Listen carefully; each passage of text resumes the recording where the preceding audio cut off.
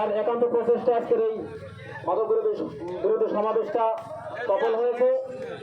তিনি আমাদের প্রিয় ভাই, বর্তমান বালুখালী ইউনিয়ন বিএনপি এবং অঙ্গ সংগঠনের সকল নেতা ও কর্মীদের আস্থার জায়গা।